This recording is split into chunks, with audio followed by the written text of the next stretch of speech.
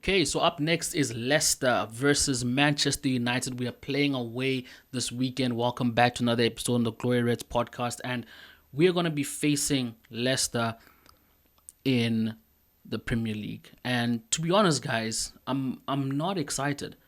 I'm really not. And maybe a lot of you guys are. Maybe, after the 4-1 victory over Real Sociedad has got you guys pumped up and like, hey, let's go United, we can do this. Honestly, this season is a write-off. All right? Any win right now is just, I don't even know what it means, to be honest, more specifically in the Premier League, because with the amount of games that are left, I don't know. I don't even know what to say. Like, with the amount of games that are left, I don't even know how many of those games we're going to win and where it's going to put us on the table. But it's not going to put us in any significant place for us to be happy about it.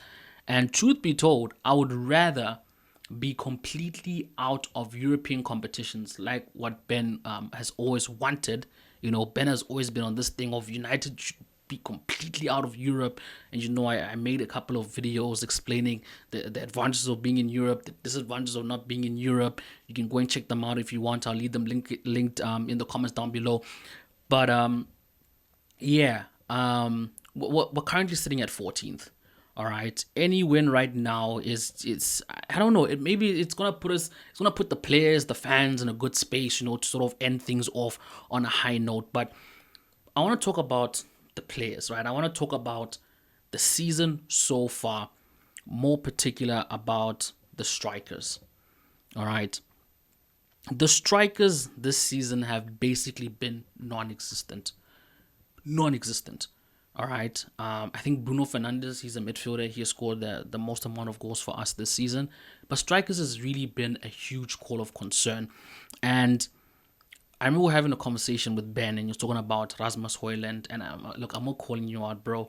But we had a conversation about Rasmus Højlund. We had a conversation about Joshua Zirkee, and Ben is like, these guys are not it. We must get rid of them. You know what I mean? So I'm really happy that Ben has done a complete 360 on Joshua Zirkee, because I did tell him, like, bro, give him time. You know what I mean? It's his first season. I know you said you've seen enough of him, and you know what I mean. But I see you in the chats, fam. I see you in the chats, and you're now starting to warm up to Joshua Zirkee, which is really good. But yeah, man, strikers this season non-existent. Rashford, again, he just keeps getting worse and worse and worse. Well, he was until obviously he went on loan to Aston Villa. Rasmus Højlund has been struggling this season to find any form at all. And Joshua Zirkee, like I said, it's so nice how he went from being booed off after he got substituted for him being praised. You know what I mean? And it really shows so much from a player who can take all that in and come out on top, because you can clearly see his confidence keeps growing and growing, and he's becoming more comfortable. He's playing much better. Ruben Amorim after the game spoke about he needs to think more like a striker. Again, I'm paraphrasing. He needs to be more like a striker. He needs to get those striker intuitions more into place, right? But one thing I can definitely agree with Ben is that this is not it. These strikers, it's not it. We definitely need to bring in a striker.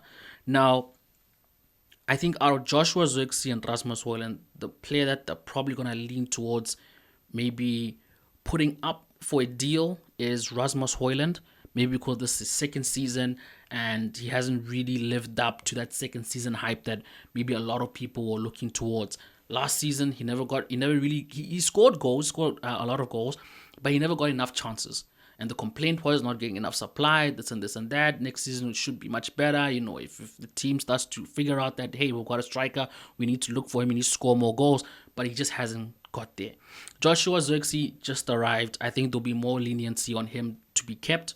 And it looks like Rasmus Højlund will preferably be the one that needs to be moved on.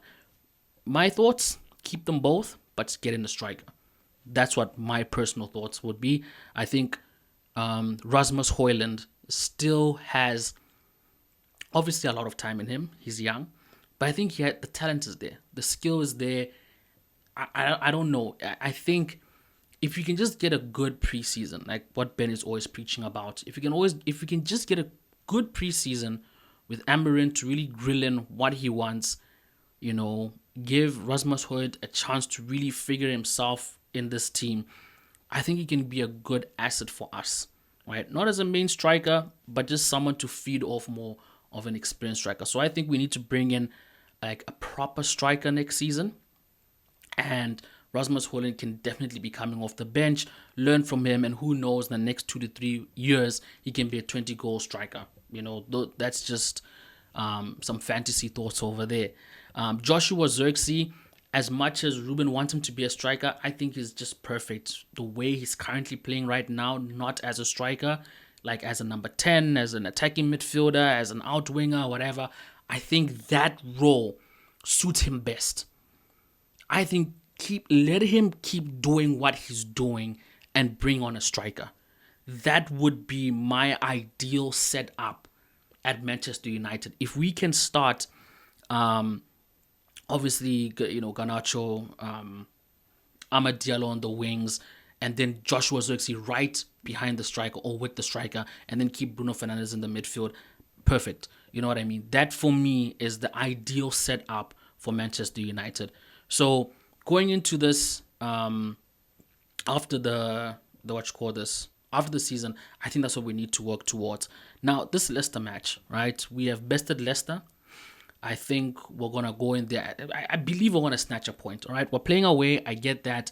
The thing with United, we're up and down. But I'm just praying and hoping that this last result, they can start to play more like how they played in the second half, more strategic, more chemistry, taking their time, not making erratic decisions during the game, focusing on the game plan.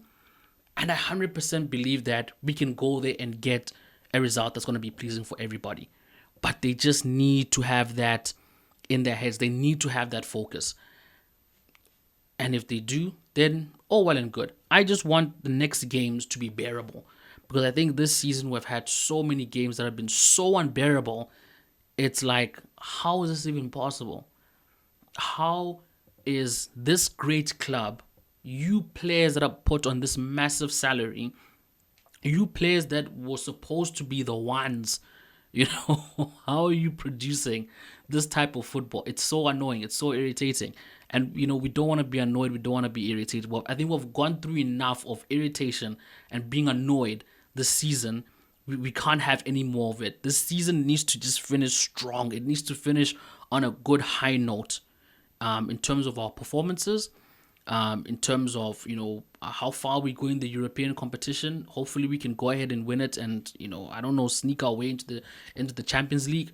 But we definitely need to finish on a more positive note that's going to set the tone for the preseason and set the tone for the next season to come. And hopefully things can move better from there. Score predictions, 2-1. 2-1. United haven't had a clean sheet in a minute, and Onana can't be. He's speaking of, okay, you know what? We'll reserve that one for another one. But Onana can't be trusted. I know the defenders have also been making sloppy mistakes, but I trust us all the time to concede. It just happens. So yeah, I'm gonna go with a respectable 2-1 victory. Excuse me. Anything more than that would definitely be commendable. But anyway, guys, that's all for now. Catch you on the next one. Peace.